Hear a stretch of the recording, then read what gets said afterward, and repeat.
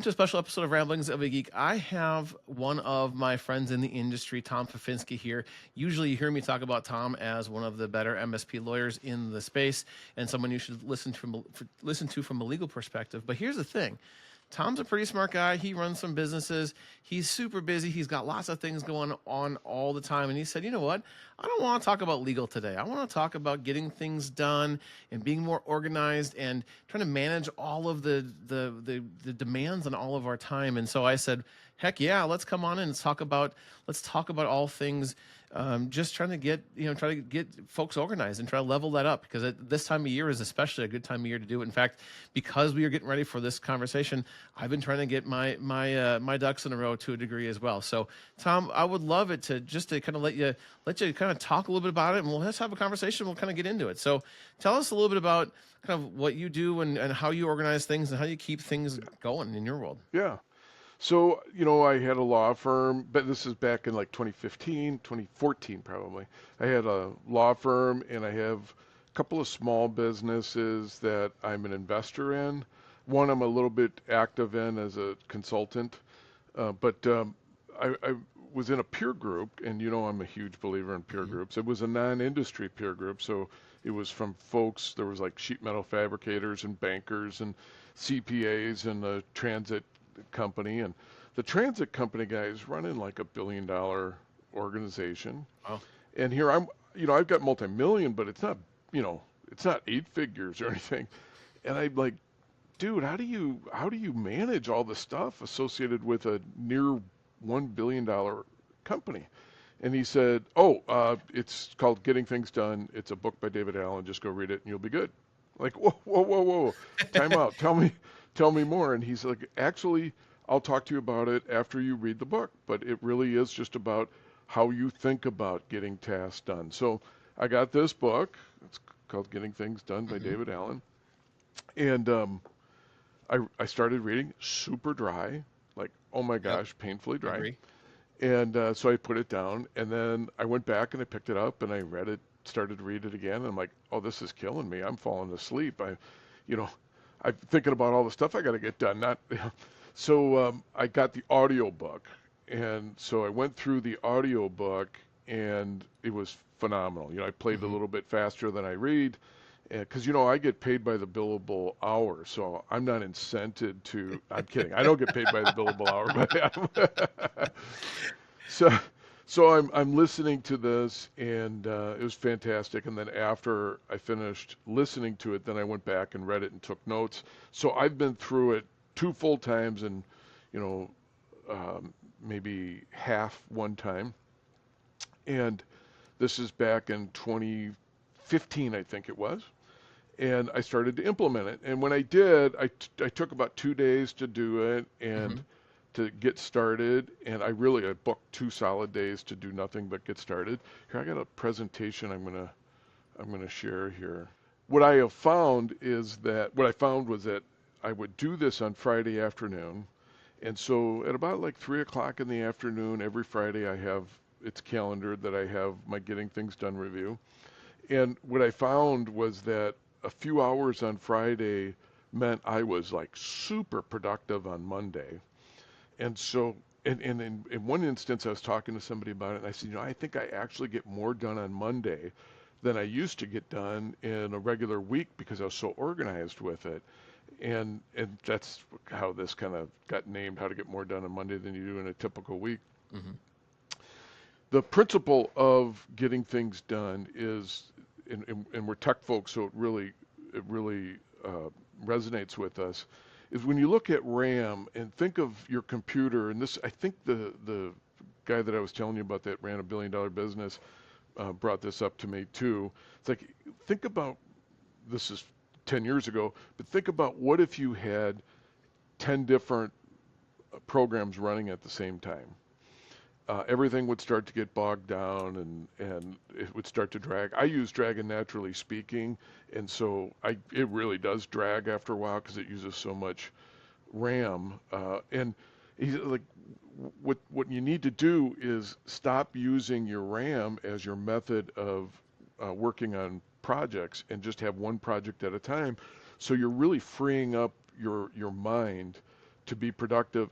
But what you need to replace that is a hard drive, so you don't have to try to remember things. If you went to the grocery store and my wife gave me a list of 10 things to get, I might remember five and then call her, you Right. know. But if she writes it down, it's all there. I don't have to remember. I just pull it up on my phone and start going through it. And that's the same concept behind getting things done. Stop trying to remember to do things and have a system that reminds you that you can feed, and it's really your the external memory source. So really what you're doing is building a hard drive. So if you think of that, I'm building a hard drive to tell me what to do. That makes it a lot easier to kind of conceptualize. And if you were building a hard drive to tell you what to do, it would always have to be accessible from everywhere. So some folks that I've talked to that do this, they use a notebook. That doesn't really work for me because I don't remember to bring my notebook when I'm watching a Vikings game Right. or that kind of thing. But I always have my phone. So I wanted something that was going to be accessible on my phone. And OneNote came with my Microsoft um, subscription, and it was fantastic in my mind. Sure. There are features that they've improved on over the years, but it's great. Evernote is another one that people I know the billionaire guy or billion-dollar business guy, he used Evernote Yeah, that's me too. I because use that. I'm an Evernote guy. why do you use Evernote over OneNote? Just out of curiosity. I like the idea of how Evernote works a little bit more. It's so OneNote is sort of like it's got the tabs on the top and on the side, or the two layers of tabs, and Hmm. that's fine. And but for me, Evernote has always been a little bit more accessible to me, and it's more kind of in my mind permanent because like the way OneNote stores its files and stuff is a little funky. Um, and you need to have access to the where the files are and those kinds of stuff. Now, obviously, it gets easier with 365, Yeah, um, the way I use Evernote is I put everything in Evernote. I don't have like because on OneNote you have like a file for this and a file for that and a file for this. I just say Evernote for everything, and I put everything in Evernote, and that's includes like so for example, like I'll be at the hardware store, once twice a year, and I'm like, I need to buy furnace filters. Well, I know that I have a furnace filter note in my Evernote, so I never have to remember what size of furnace filter I have. I know I can just pull it up now, as long as I can get on the internet from my phone, obviously, which is pretty easy these days.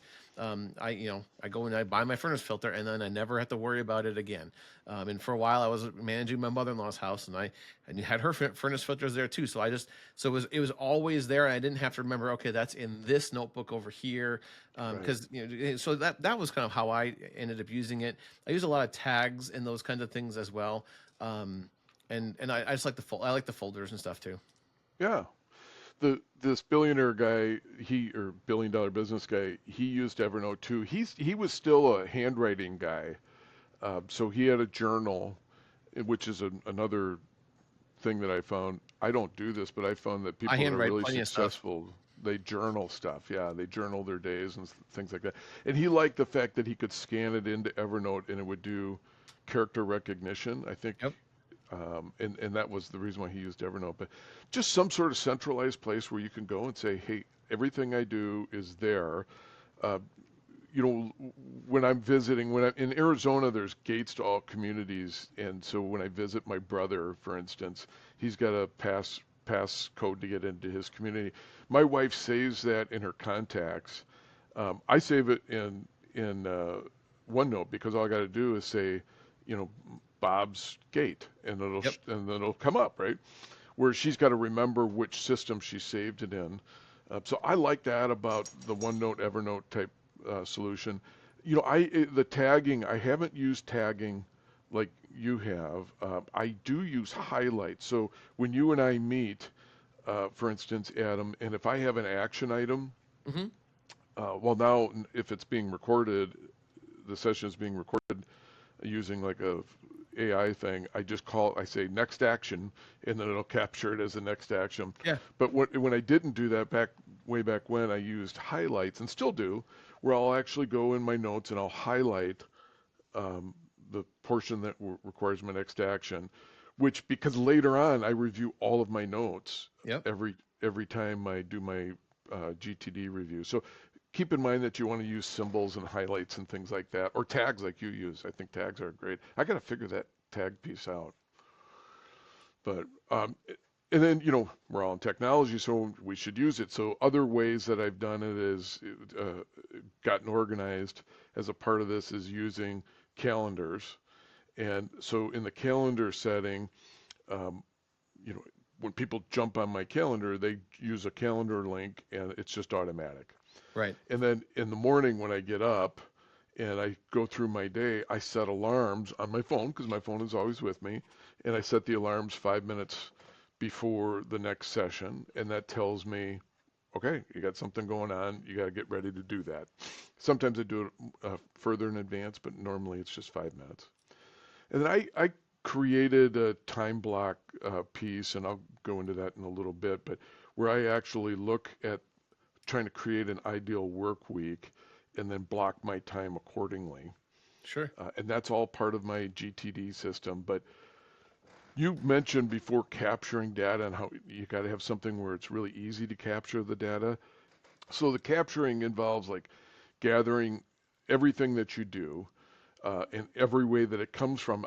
I've said, technology has made us so accessible, it's made us inaccessible now. In the past, when I was practicing 25 years ago, if you wanted to talk to me, you would call, and the receptionist would take a message on a pink slip, and the pink slip would go on my desk on a little thing that pointed through, so you'd Yep. stick it through, and when I got time to return calls, I just start going through the pink slips. And then I also had an inbox on my desk. I don't even have an inbox on my desk. Do you have an inbox on your desk anymore, Adam? I'm not sure if I ever had an inbox. If I did, usually it kind of, I'm sure it became a crap catcher, and it would just fill up with whatever, whatever I didn't want in front of me kind of landed in an inbox. Yeah, so and before I had an inbox, we used to have a mail room back in the early 90s, and you'd go a couple of times, you'd physically walk into the mail room and go to your slot and pull your stuff and grab it and bring it into your office. But we don't have that anymore. But what we have, emails, telephone messages, text messages, Yep. IMs, Teams type messages, chats, and stuff like that. So we got all these systems for capturing, and we got to be able to like organize that. More on that in a little bit. And whenever we capture something, we want to set out a very defined thing that needs to happen with that item. Like, what's the next actionable step? Like when we talked about this, I did this presentation for a group of lawyers through a bar association function, and I needed to update it. So when we talked about it, I said, "Oh, I'm going to go pull that. And I'm going to update it to current because I think it was 4 years ago or something like that." And so that was my next actionable item following our call. And then you want to organize the task by project.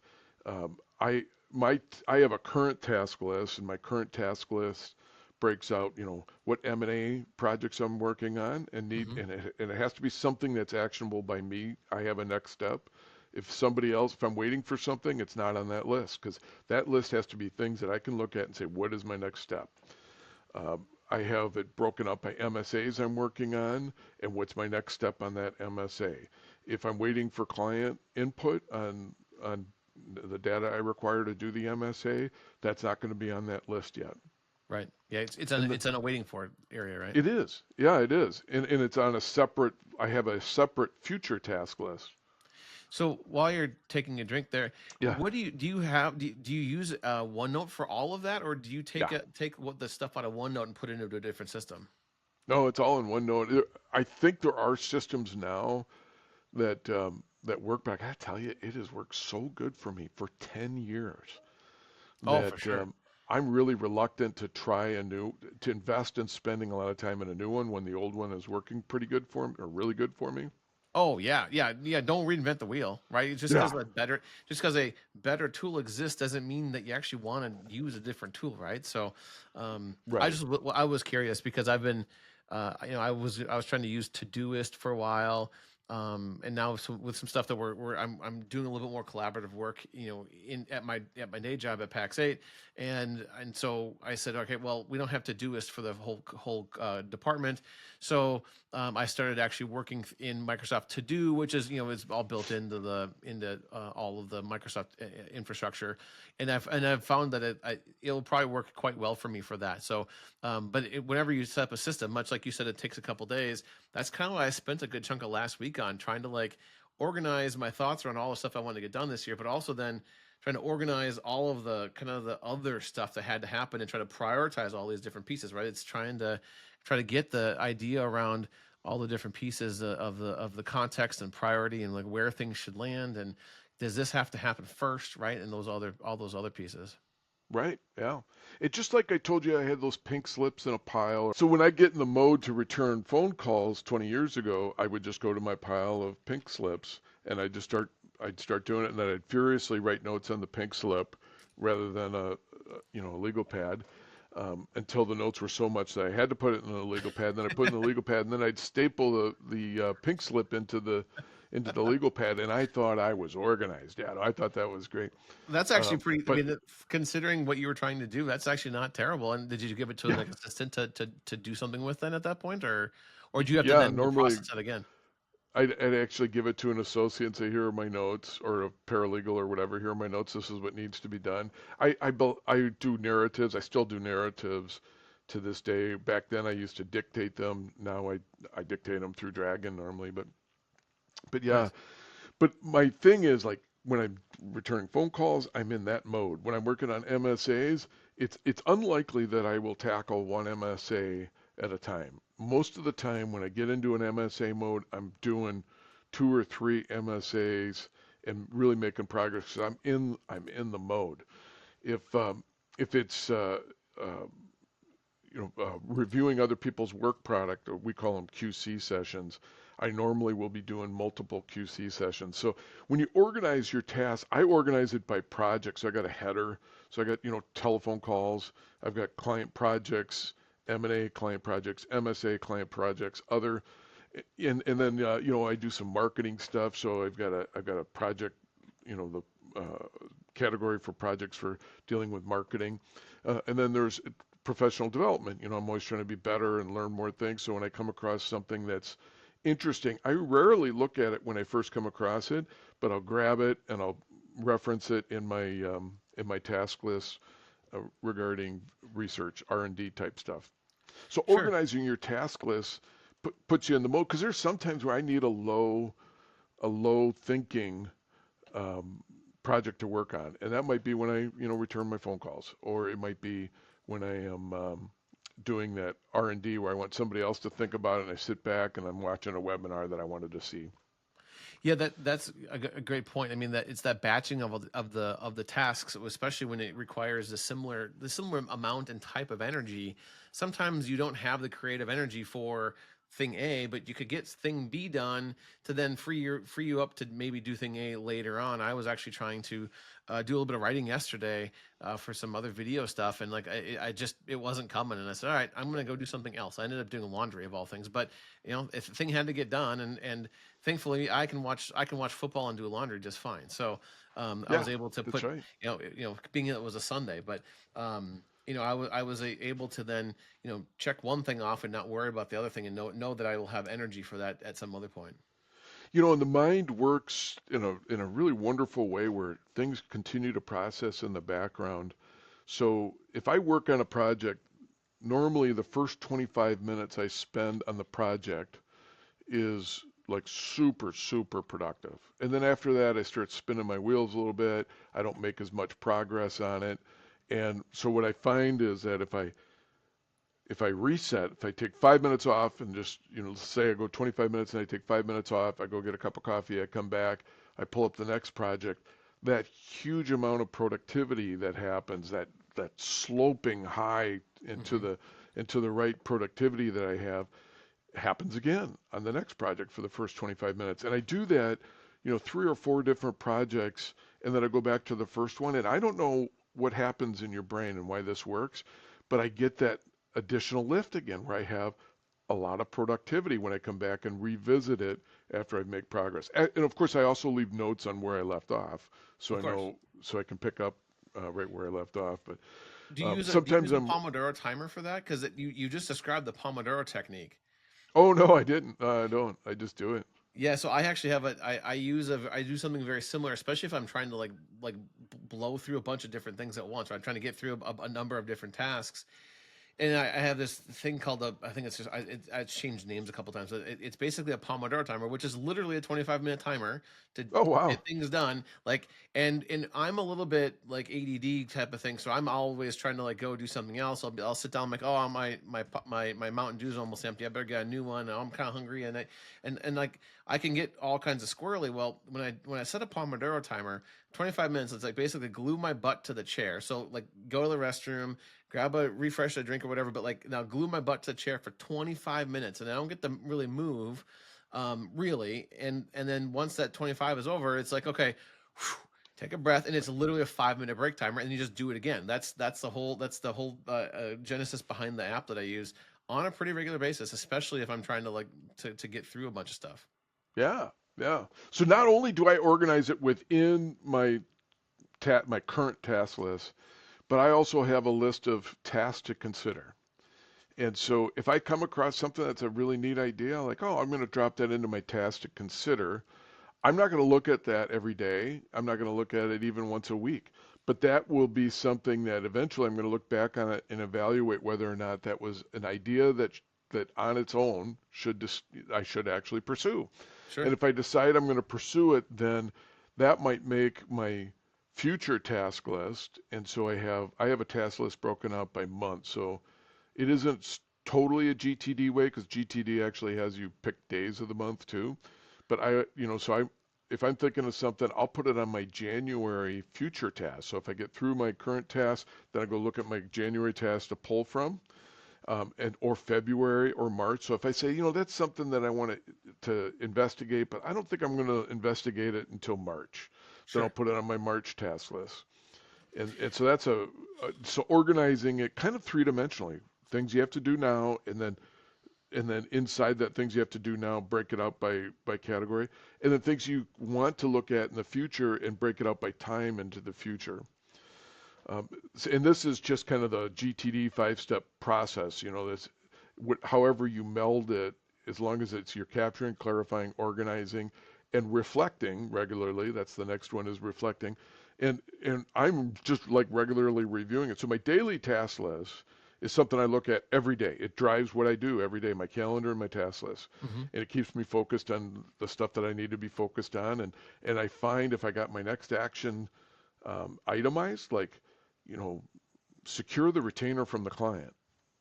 I know, okay, I'm going to go grab that. I'm going to send an email to the client saying, haven't got your retainer yet on this. You said you wanted to get it done by January 15th. I need the retainer signed by, 2 days from now if I'm going to hit that deadline. If you have any questions or you want to modify the deadline, let me know. Email it out, and then I grab that task, and now I move it back to January because I'm in January right now when we're talking. Hmm. So I'll move it to my January future tasks because I don't have a next action item now until they send something to me. And when they send something to me, I'll go grab it from the January and I'll pull it back into my current with my next action item now. What's the first step in retention?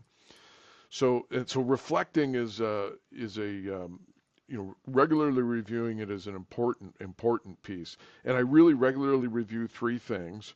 One is my next action items. The second is my calendar. And the third is something I call action required in my email inbox.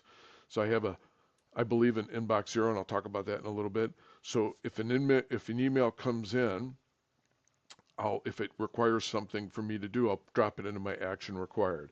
So those are the things that I'm reflecting on. And then when I do take action, I focus on the most important tasks and I just prioritize it based on what I know, based on the shorter lists of tasks. My task list used to be pages and pages long. You could not regularly review it meaningfully. My Right. current task list has probably 25 items.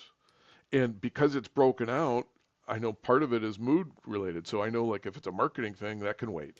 I know if it's a R&D item that I want to look at, that can wait. If it's a client project, that can't wait. Uh, Sure. if it's a matter for prospective clients, that can wait until after my current clients get addressed. So it's it's that component to it. So then the next one is so the I touched on this a little bit, but there's a variety of sources where you capture it: emails, phone calls, Teams, text, meeting session notes. Um, I use Fathom as my meeting recorder, so that becomes my my place that I go. I also will look at my calendar to make sure that I'm not missing, like if I failed to take notes in a meeting or something like that. OneNote has this really neat thing where you have it's called One Calendar. You have to get the One-tastic edition to it, Okay. and it's free. But One Calendar sets out your monthly calendar, and in each day it links you to the notes that you took during that day, which is like brilliant. Like it's super brilliant. So if I'm doing when I do my reviews, I can go from December 5th to December 12th, and I know everything I touched and took notes on. And then I normally do that then as a way of capturing things. Um, the capturing method, the the method that I use the most is an email, and probably grabbing that email and drawing it over to action required, and then my notes are probably the most important things. So this, When you drag an email over to action required, Tom, do you like I know in the book David talks a lot about like if it's a 2 minute or 5 minute thing, do you if it's like a real quick thing, do you just knock it out then and there, or do you yeah, pull everything into action required and then come back and process it again later?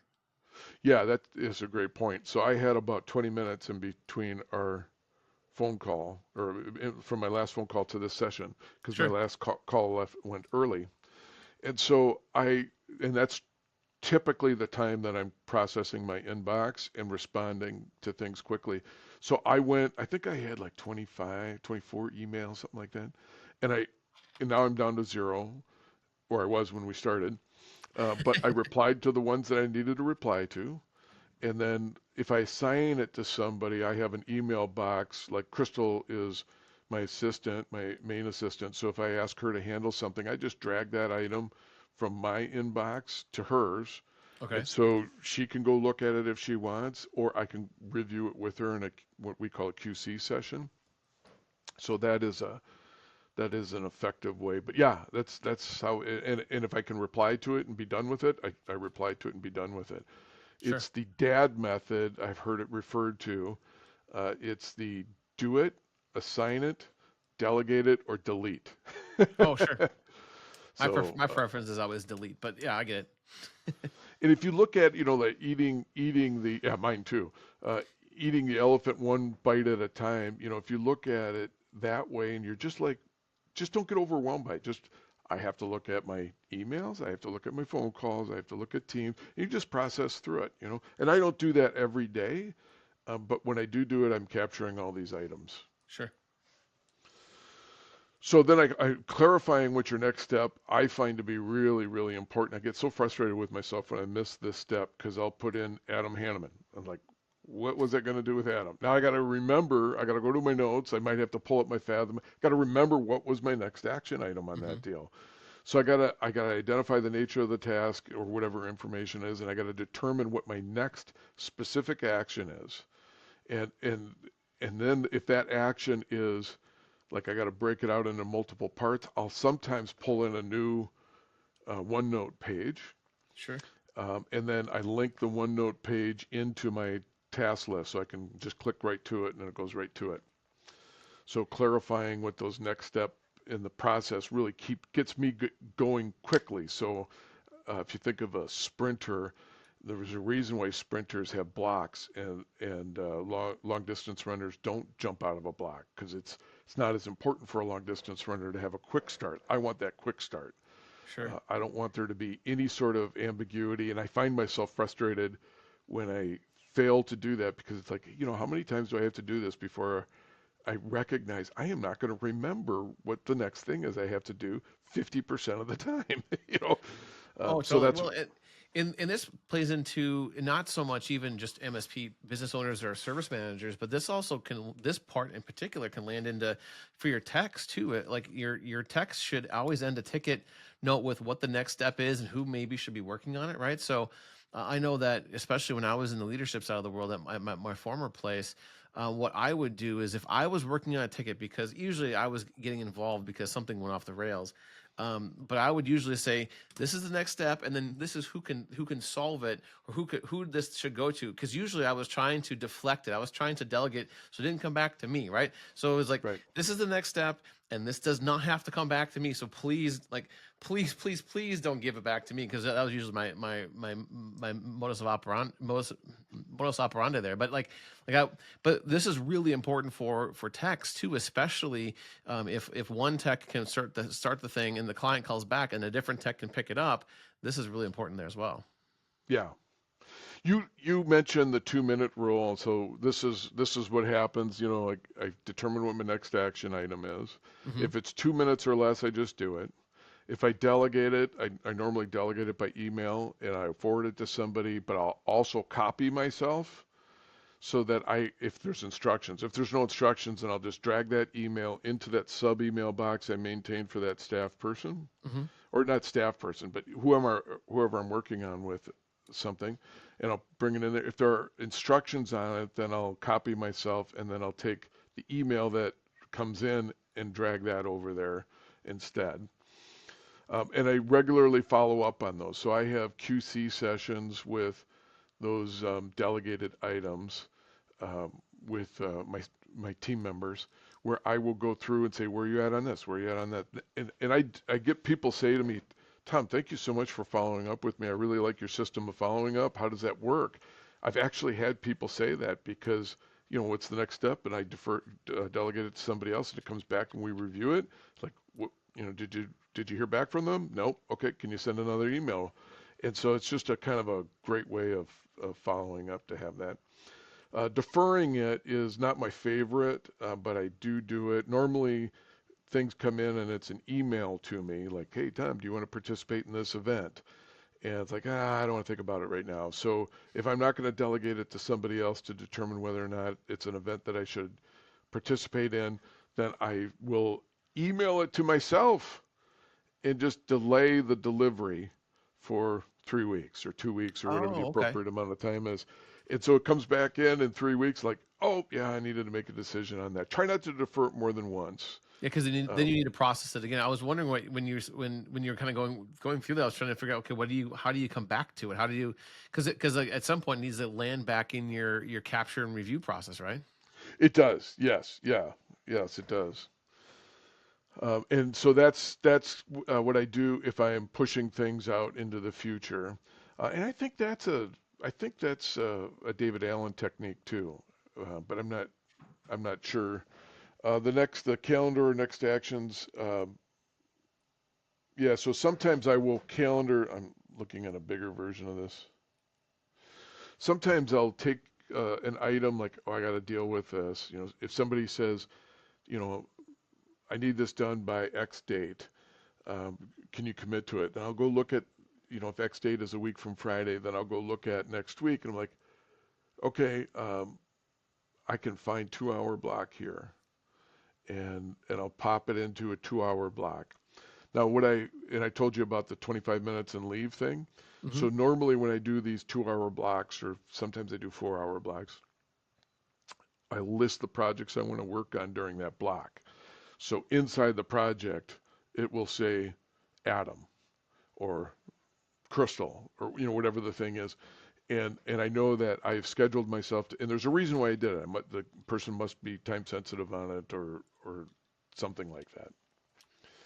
Again, if there's multiple steps, as I mentioned before, I like to have those steps written out so I don't have to keep rethinking it and redoing it, rethinking, okay, what do I got to do next? That is like when I'm doing my M&A work, there are always like a bunch of steps for each part of the project. And it takes a while to get caught up, to get brought up to speed on the stuff. Hmm. So if I can leave the future version of me little notes so that I can get up to speed, that's great.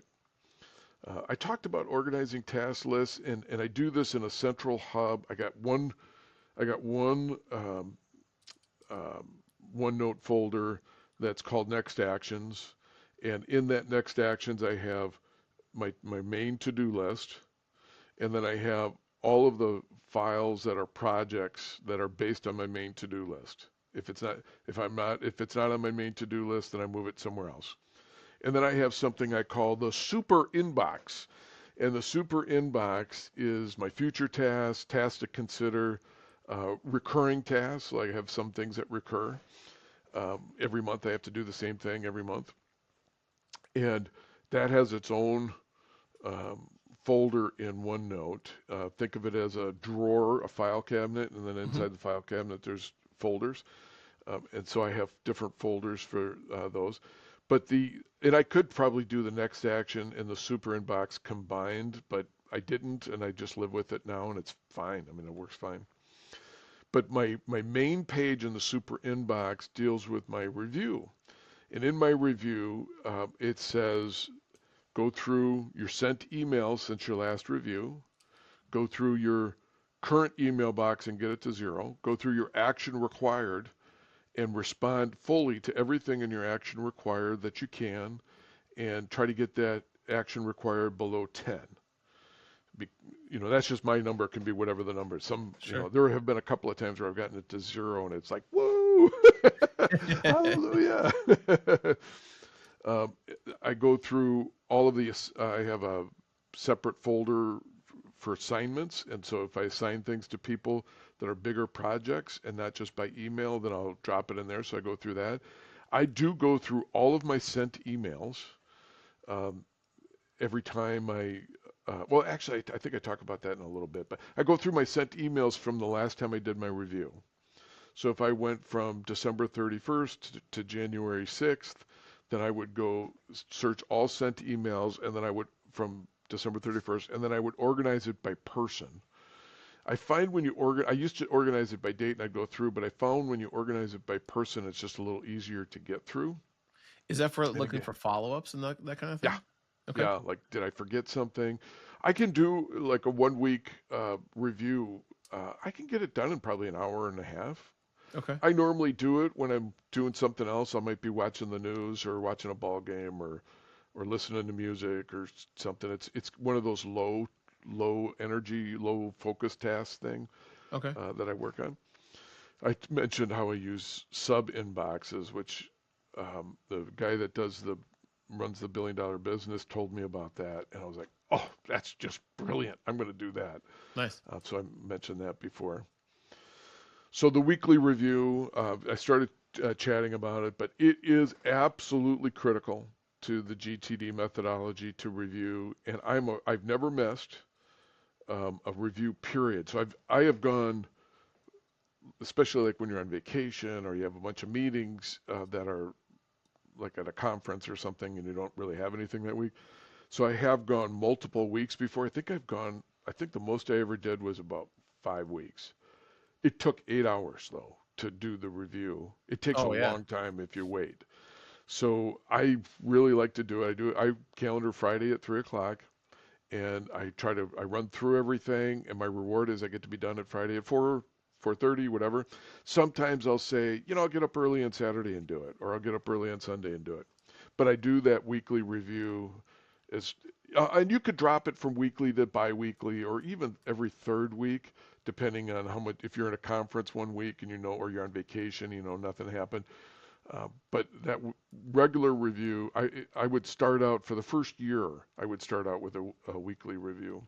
Especially if it's work week back, back to back work week to work week, right? Because if you don't do that weekly review, like you said, you're kind of deferring a bunch of extra stuff. And one of the challenges that I've always had, especially as I've been trying to do a little bit more GTD and be a little bit more organized with things, is that it's really easy to say, all right, I'm going to get to the weekly review, but it's Friday at 3 o'clock. I'm going to try and squeeze out two or three more tasks quick, and then I'll do that. And all of a sudden, it's 5 o'clock, and I'm like, oh crap, now I haven't even started the weekly review, and then my wife or kids or someone's looking for me and we're trying to go do something or whatever, and Right. now I need to defer the weekly review till Saturday or Sunday, or hopefully not Monday morning, but maybe Monday morning, and then all of a sudden it kind of snowballs, right? And this needs to become sort of a immovable appointment with yourself and say, you know what, I'm kind of done working, working on new stuff at Friday at 3 if you're going to use your timing on it.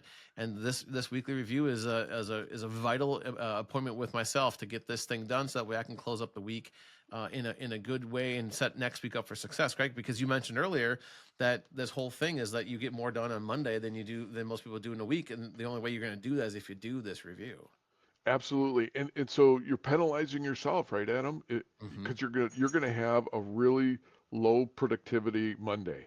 And the other thing is, when it comes to Monday, I love what I do, but I enjoy my weekends too. So, Monday I am a slow start on Monday if I don't do this. Hmm. So, but if I know, if like in my head I know everything I got to work on, I just reviewed everything on Friday, I'm going to be more excited to get to work and start moving and making progress. So when I look over my task list, so to make sure that I've updated everything, and done the moves that I need to make. If I've finished an item, it's glorious. You mark it. I like check boxes, so I Hmm. like that to check the box finished.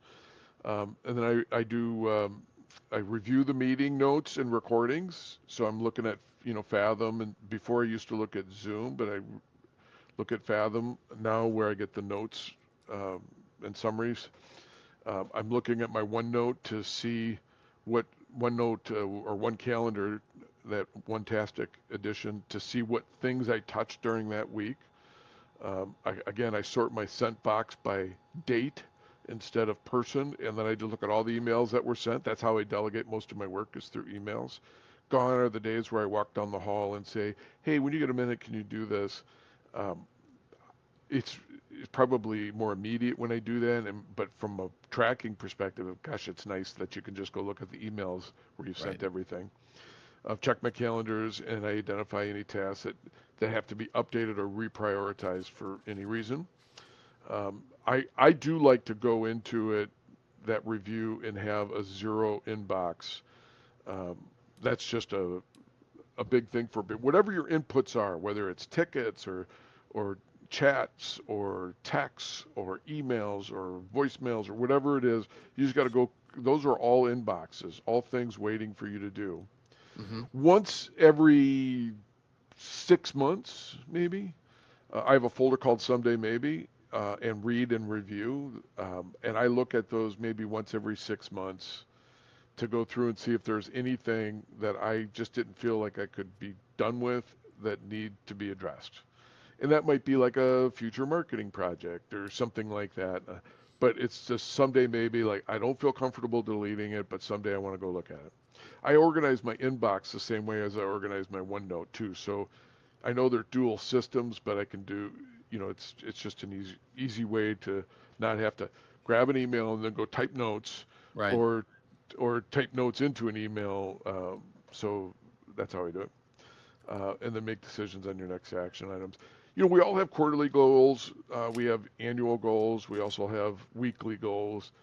But I do take the time to look at how I'm progressing on my quarterly goals, and that is just a reminder. So I have this weekly or biweekly reminder of how am I doing with respect to this goal, and that works out pretty nice too. That's part of my weekly review. The next action list, that becomes my new to-do list, um, and that is really truly. And so I've got multiple lists of things that need to get done, but the next actions are these are the things. Some people would say they're priority one, right? But I found when I did a list and I prioritized it as one, two, and three, everything would be a one. Right. you know, Yeah. and so it didn't work. Um, but again, specific tasks that need to be completed to achieve your goals. Sometimes it's a project outline. This is where I find that the 20-minute piece 25-minute piece works pretty good. You can sit back and think about everything you need to get done in this project, and then that finds its way into being a task list. So in my task list, I'll have that big project, Adam Hanneman project. But inside Adam Hanneman, there might be 10 steps. But I'm making progress on those steps, and they're discrete next action items. Hmm. I talked about the future list already. The future list is, pushing things out into future months or resetting the calendar, emailing something to yourself in the future. So we chatted about that. Inbox zero. This is my happy place. Um, it is when I get to inbox zero, I feel like I am in charge and in control. And now my RAM, if you look at RAM, it's like I rebooted my computer and I've got one program up. Yep. And it is just this beautiful, calming thing that happens. So that inbox zero, I think, is just really, if you have to, declare inbox bankruptcy. Send an email to everybody saying, if you sent me an email in the last 3 weeks or more than 3 weeks ago and you need my response, I'm declaring inbox zero and or inbox bankruptcy. I got an email like this once. I'm declaring email bankruptcy. I think it was email bankruptcy. Yep. Anyway, That's what I call it when I do it. yeah. And you just say, I'm taking all this stuff and I'm pushing it into archive. So this is what happens when an email comes into me. It goes into action required. I delegate it and put it into the assignment folder. It's that dad thing. Hmm. I defer it, and that deferral, I hate that step, but I sometimes do it. And uh, or I delete it. And the deleting is just wonderful. The someday, like when sometimes I just don't feel comfortable with deleting something. So I've got a folder in my inbox that's called Archive Inbox. It's not the action of archiving your emails. It's just called archives. You could Yeah, put old it's just like emails, it's just a place to throw stuff in case you maybe want to get back to it at some point, exactly. and you can clean that out every once in a while, and say, oh, I'm done with that. I don't, this is now Right. a year old. Nah, done. That's funny you bring that up because that's normally what I do is if it's a year old, I archive it. And but that is if you're uncomfortable about deleting something because you might need it in the future, let's just get it out of your RAM though. Let's put it into that archive. Your Yeah, our RAM should brains weren't be meant for storing stuff. Our brains they were not were meant to store all of the things that had to get done. Our brains were meant for thinking and for doing things, and that's where having this place to capture all the other stuff is really important. So that way, it doesn't live in your brain and take up mental energy just to keep that loop open. That's an right. important piece of all of this. That is a huge piece because I tell you, I can't remember more than 5 or 6 items on a list unless I do some sort of mnemonic trick where in my head, I go on a journey and I see things that trigger. It's just not how our minds are meant to work. Not to say that it's not true for everybody. Some people can, Right, but but it's not. Yeah, it's not everybody for sure. this has been the most recent edition. Probably did a couple of maybe 2 years ago. I planned out my ideal work week, and what I have found to be ideal is if I have mornings where I have a lot of energy and a lot of creativity. I use mornings to meet with clients. Okay, And then afternoons are spent with producing my legal work product. My kids are out of the house now, so that afternoon it might slide into an evening or whatever, but I know most afternoons, 4 out of 5 afternoons, maybe 9 out of 10, are spent with actually, producing legal work. And so that really has been effective for me. I do think it's unfair to clients if I don't make myself available in the afternoon, so I make exceptions. And again, I sometimes will open up one day out of 5 or one day out of 10 on my calendar so people can jump on. If you're listening to this and you want to meet and it has to be in the afternoon, just shoot me an email. But most of the time it's blocked. And in those blocks, I have the projects I need to work on.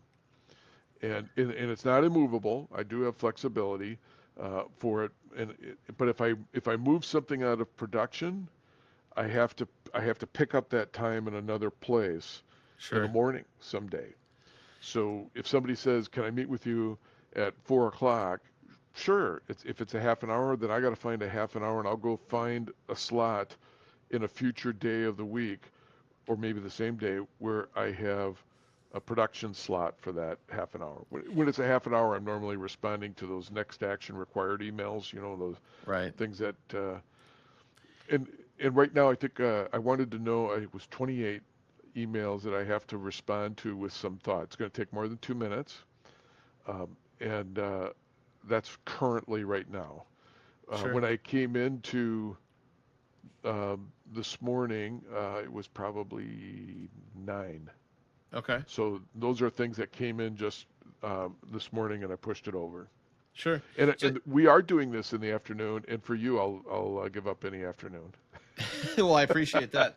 But it's interesting though. For me, I flip flop it. I'm much more of I want to get the things done in the morning, and I'd much rather have conversations in the afternoon. That's just kind of where my natural energy is. Right. I try to work on the biggest things of the day. For me, that's usually working on some project or writing some stuff or whatever. And that's usually where my creative energy is. And I'm much more resilient in the afternoon for having conversations. And so that's usually that's just what part of kind of knowing your own energy, Right. right? Yeah, absolutely. I think the technique is referred to as swallow the frog. Do the Yep. thing that Eat you yeah, eat the frog. Yep. Yeah, you get eat the that. frog. Get rid of that frog first thing in the morning, and that way the rest of the day can go to hell, and you're still fine. Right. Right. So yeah, find that cadence that works for you, but just go block. My calendar is blocked to the end of February in accordance with my perfect work week. Nice. So, and when I do my review, that's one of the steps in my review, is I I forgot to mention that I do block out my calendar. That's a newer step in my review process. And when I do the reviews, I do check your emails, check your action required, review all sents, look at everybody that works with you, all of their assigned folders, look at OneNote, look at One Tastic calendar, look at all of these items, and I do check, and then I maintain. If the first year I did not do this, but on a list next to my OneNote list of things to review, I put the date so that I know when my last review was. I didn't Okay. do that for the first year, and I found it was a lot easier once I started tracking the dates. So I can literally go back and give you the list of dates I did my review all the way back to 2016. I look at my calendar. I set alarms for every appointment that I have through the day. Set it on my phone. I also have an Alexa in my office, so I tell Alexa to set alarms sometimes. That will give you your reminder. If you should have an alarm go off. If you want that meeting truly to last 30 minutes, start the meeting by telling somebody this is a 30-minute session and I got to stop at the top of the hour, and have an alarm go off 5 minutes that's audible to the person that's on the call, so you could turn to them and say, hey, that was my alarm for my next appointment. I got to go in 5. Hey, I should have done That that on last our five call minutes. today. Yeah, yeah. That last 5 minutes is so incredibly productive. Yep. And then do your inbox review, and try to get that down to 0 as often as you can, responding to the urgent emails and stuff like that. If you got extra time, go back and look at action required. That's my in-between meeting filler. If I got one meeting ends 5 minutes early or 10 minutes early, I go back and respond to emails. And then if all else is done, and normally it's in the afternoon, I work on my next actions then, and that's what I do. Thank you, Tom. Thanks for your time and your expertise and passion around being organized and trying to keep all the things organized in our daily lives is a difficult thing, right? And the important piece here is developing a system that works for you. Now, using the GTD methodology is awesome, and that's a great tool to use. But the thing is, you don't have to use OneNote, you don't have to use email, you don't have to use Todoist. You don't have to use Evernote. You can use a number of different tools, but the key here is figure out what system works for you and implement it for real and lean into getting your data captured, getting your to-dos figured out, getting your next actions determined, and get out there and have a fantastic 2025. Get your productivity dialed in, and you're going to be in a much better spot come the end of the year. With all of that, thanks for coming on the ramble with us, and hope to see you on the next one.